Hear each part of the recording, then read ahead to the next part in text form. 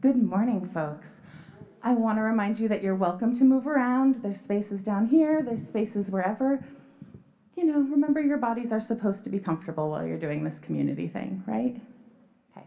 I'm Katie Resendez. I'm the Director of Children's Ministry here at UUC Phoenix. And I'm going to start by not paying attention to this person over here, although they are amazing. So this week, a lot of our community members started something new. We have a whole bunch of community members who started their first week of college. Some of them are nearby at ASU in Tempe. Some of them are not quite as near in Flagstaff, but some of them are in Pennsylvania. Some of them are overseas, all sorts of places. And a lot of these community members are people who grew up here in this congregation. Now, can you imagine coming here every Sunday, hanging out on Thursdays, all of those things, and then going to a new city and being like, my family's not here. I know how to do the school thing, but I want to be connected to something else. Or that feeling of people who think like me or people who know what this weird fire thing is. We have to connect ourselves to that bigger history, right? And that bigger community. And one of the coolest things about being Unitarian Universalist is that we are connected to a huge network of people who believe some really amazing stuff. And so this morning, I get to introduce you to one of my friends and someone who some of you know, who we are connected to because of our faith and because of our beliefs. Catherine Schatz.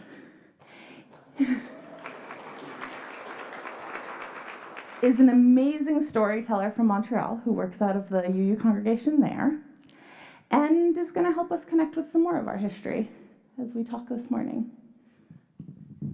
All right, let's just tangle you up in the microphone here. All right, I'm gonna get a little bit of length here so I can wander around, not be stuck in the corner. All right, we're good. So let me introduce myself. My name is Catherine Childs. My pronouns are they and them, and I have been the Director of Religious Exploration at the Unitarian Church of Montreal in Montreal, Quebec, Canada. This is my 8th year in that position, and I am also greatly honored to serve our religious educator colleagues as the president-elect of the Liberal Religious Educators Association. That one really hasn't sunk in yet. But I am going to spend the next 4 years serving our religious educator colleagues in our board of directors. But this morning, I'm going to tell you a story. I'm going to tell you my favorite kind of story, actually, which is a biography of somebody really cool that I think you should know about that maybe you don't. And this one's especially fun for me to get to share with you because I'm sure that you guys all know lots of stories about historical folks that come from places like this, places across your whole country. But one of the things that I love about doing Unitarian Universalist religious service is that I get to share Canadian stories and international stories with lots of American colleagues. And it's always really new and exciting. They don't go, oh, I've heard that story already. No, mine are always new. Well, maybe some of you are going to know this one. You'll have to excuse my Post-it note. I want to make sure I get all the years right. So, I'm going to tell you the story of Dr. James Barry. Dr. James Barry was born in 1789 in England, and in 1812 entered medical school in Edinburgh. Having completed his course of study, he almost wasn't allowed to write his exit exams because everybody looked at him and said, hey, you're real short. You look real young. Your voice is real high. Are you sure you're not a teenage boy? I don't think teenage boys should be writing medical exit exams. Well, I mean, he'd gone to class. He could write the exam. They let him write the exam. And after he became a doctor, he joined the British military and became a British military doctor. He was posted in South Africa at the time, which was, of course, a British colony. And while he was serving in South Africa, the first thing that he did was make huge reforms to all of the medical practices and procedures that the British military was undertaking. He improved sanitation and care, both for soldiers, civilians, imprisoned people, and enslaved people. And he did it by being a nuisance.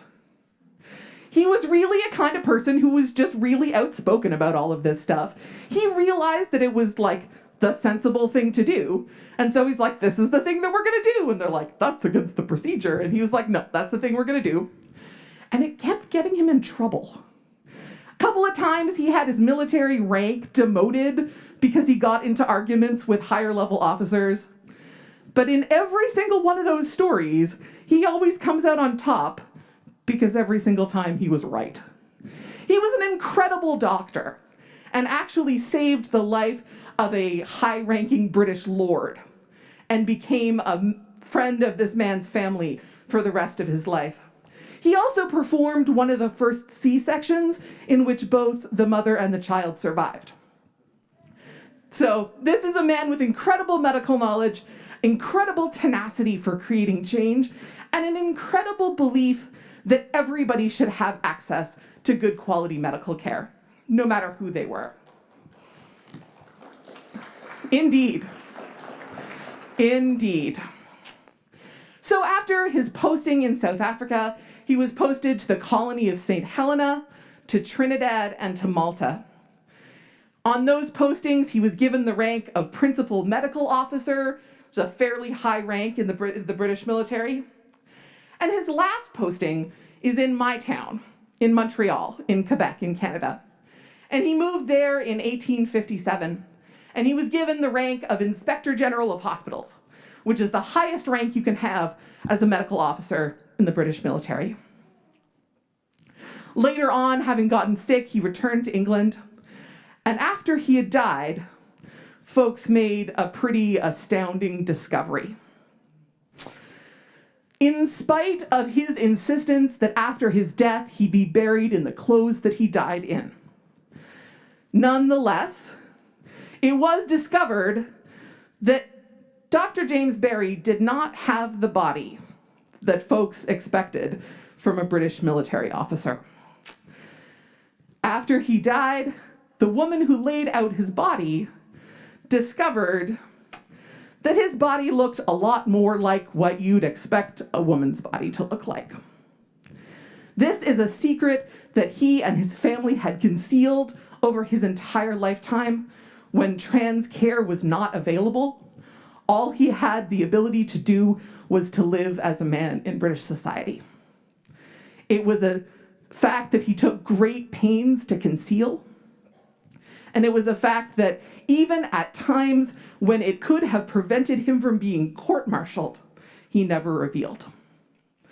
So, can we say for certain that in this time now, when the language and the access to medical care would have meant that Dr. Barry could have publicly identified as a trans man? We can't say. He has died. He's not left us any record that says what he would have thought about how we think about gender now. But these are the things that we do know about him. He exclusively referred to himself as a man. He took great pains to conceal what his body might have looked like. And as I said before, specifically requested that he be buried in the clothes that he died in, so that no one would ever see his body. So, though we can't say for certain what he might have thought of himself, I personally feel I can claim Dr. Barry as a trans ancestor. Because for me, his tenacity is part of who he was as a person, and I am sure it is also part of what made him stick to his guns about his gender. And that's really inspiring to me. And it's also important to me that we remember that the idea that people might have a different idea of their gender than what is assigned to them at birth is not a new idea. This is not something that we figured out about 30 years ago when you first started maybe hearing about it. This is something that in 1812 somebody was dealing with. And though the struggles that I have to deal with as a trans person are far and away not the same things that Dr. Barry had to deal with, nonetheless, the question of Who I tell about who I am is central to my existence. Who I tell about who I am and what I need and how I get my needs met is a struggle that continues now, that Dr. Barry experienced and that I also experience as a trans person. And frankly, it's something that we all experience, no matter what our gender identity is. Whether we identify as trans or as cis, the things that we tell other people about ourselves is one of the most important questions that we ever have to answer as people. So I am excited for all of you to get to learn more about our trans history. I assume USian trans history a little bit more? Yeah, okay, sounds good. So I'm glad to have brought your CanCon for this morning. And I'm gonna pass it over to the rest of the worship team. Oh, maybe to Katie, who's coming up right now. Thank you, Catherine.